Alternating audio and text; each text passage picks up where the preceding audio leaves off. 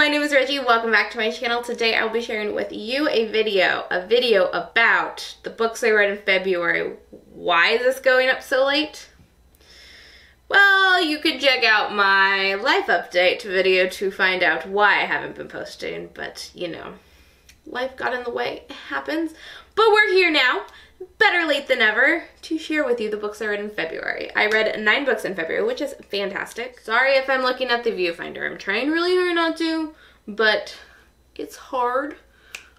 Viewfinder. It's new, it's a new camera, and I've never had a viewfinder in all of the time that I've YouTubed, and I just want to stare at myself because I'm that vain. I also don't know where my phone is. My phone is where Goodreads is. Goodreads is where the books I read in February is. We're almost at the end of March. You think I know what I wrote on February 1st? That's funny. Isn't there an app where you can like call your phone? You know, that probably wouldn't work out for me anyway because my phone's on silent and I just found it. Alright, so in February I was participating in the amazing event called Feminist Lit February, which was hosted by Jane over at It's Jane Lindsay.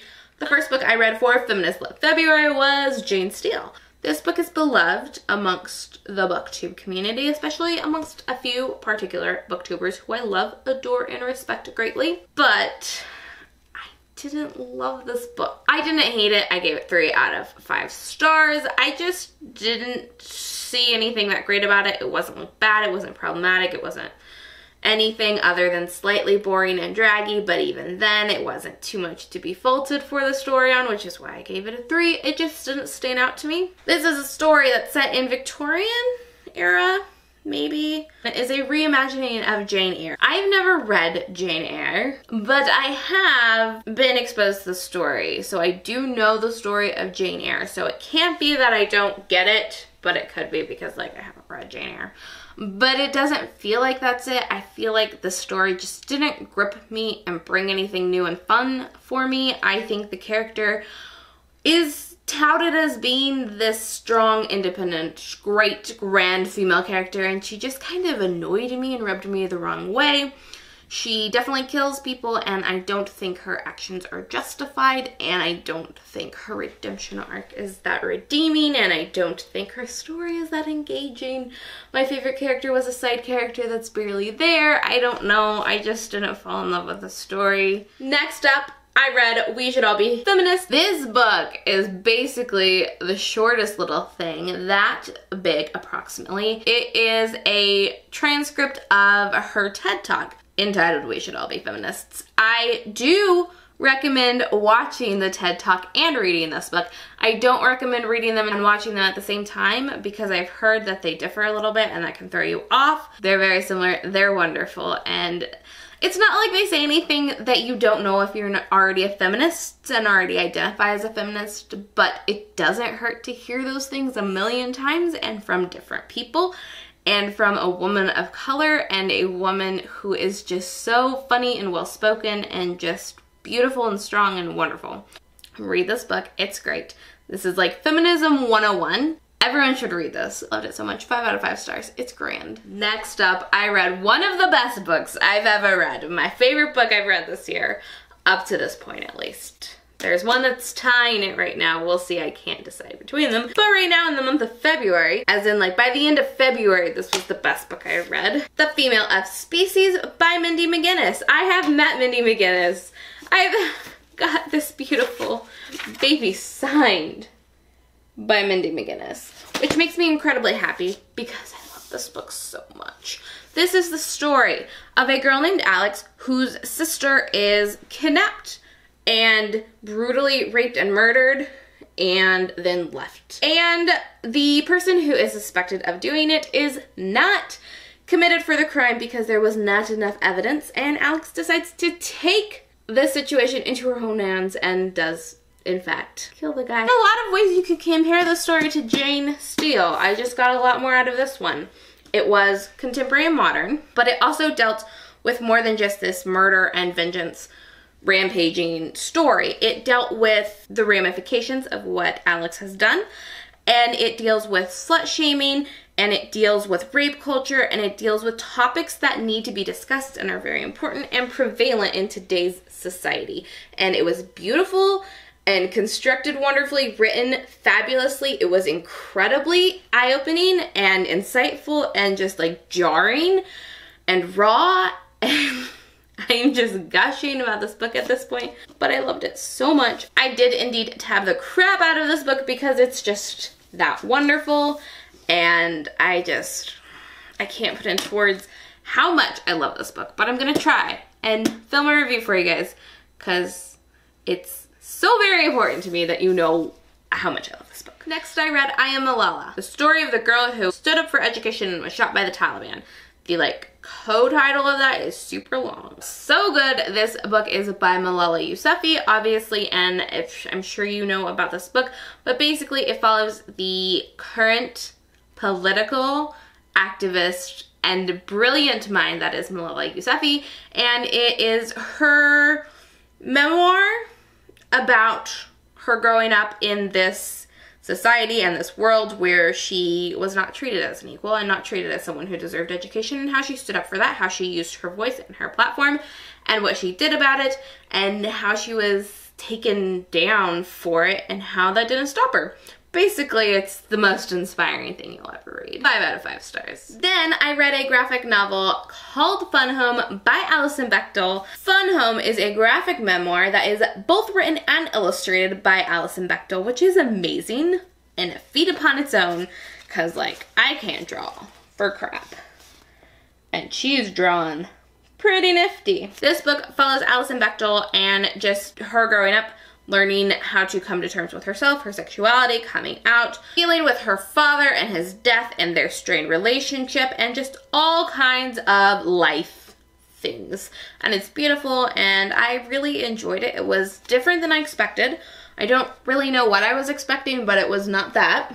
But it was really good, and I really, really enjoyed it, and I gave it a 4 out of 5 stars, and I definitely recommend you pick it up if you're interested.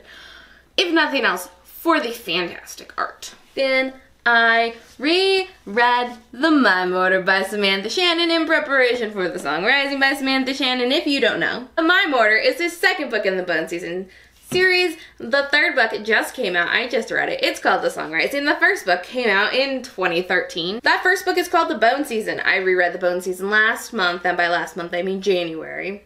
Then in February, we read The Mime Order. This book was just as good the second time around, if not better, because this is the kind of book where I've picked up so many things that I missed the first time around by rereading it. This book is why you reread books. It's just, I got so much more out of it the second time around. It's so good. I'm not going to tell you what this book is about because that would spoil the first book for you, but I will tell you what the series is about. The Bone Season by Samantha Shannon is an alternate history dystopian fantasy, in which we have a world set in London mostly, at least our story is set in London, and in this world, clairvoyancy is illegal. Our main character is named Paige Mahoney. She is our heroine, and she is a clairvoyant working in the black market underground. She is a very rare class of clairvoyancy, one of the highest orders of clairvoyancy, meaning basically one of the rarest and one of the most unique powers, of course, you know, as you should have your protagonist be super extra special. Our story takes off after Paige is drugged and kidnapped, and we find the secret underbelly and dystopian elements of this world, and it's just so good. It's not perfect, but it's perfect to me, and I gave this reread 5 out of 5 stars. Then I read, for the first time, The Pale Dreamer by Samantha Shannon. This is a prequel novella as she's joining that underground crime syndicate in the Bone Season. And it's just great. I love it. Good stuff, man. Then I read a book that took my breath away. One of the best books I've read in such a long time. Codename Verity. This is a World War II historical fiction about a pilot and her best friend who crash in Nazi-occupied France. Our protagonist is taken prisoner, and it is her story, and this book just blew my mind, took my breath away, redefined the entire historical fiction genre for me, and I know that seems like a lot. I'm really overselling this book, but also I'm not, because it was that good. It talks about female friendship and beautiful raw fashion. I just love it so much. But it also just like is written so well. This book was so good, 5 out of 5 stars. Please read it. Next I read Brain on Fire by Susanna Callahan, and this book was so great. The full title of this book is Brain on Fire, My Month of Madness. This follows a journalist who is working in New York City as her health starts to deteriorate and her sanity kind of depletes her. And she is checked in to a hospital. No one knows what's going on, and it's just very confusing and jarring and scary, and things deteriorate quickly. This is a true story. I really enjoyed this book. It was wonderful. If you're interested in reading this book, I highly recommend it. It is being adapted into a movie this year, and it will be starring Chloe Grace Moretz. I have no idea when it comes out, but I do know a trailer is already out. It was a really good book. It was really well written. That was the thing that stood out to me most. Obviously, this is written by a journalist, so you'd think she'd know how to write, and she does. She is very good at telling the story in a concise and engaging manner, because it's not always engaging content. You know, for a long time, she's just staying there without results. For a lot of it, it's doctor jargon and things that might not make sense to you, and she makes it very digestible, makes it move along very well, and I think her writing is really one of the best parts of this book. So I gave this book 4 out of 5 stars. And that is all for the books I read in February. If you enjoyed this video, you should give it a thumbs up, because that's the best thing you can do. You should also subscribe, because that's the other best thing. Also, I'm kind of approaching 1,000, getting really close, so it's super exciting. And I would really just love to hit 1,000 subscribers, because that's really cool. Okay, I'm done. I'm gonna walk away now. I'll see you in my next video. Bye.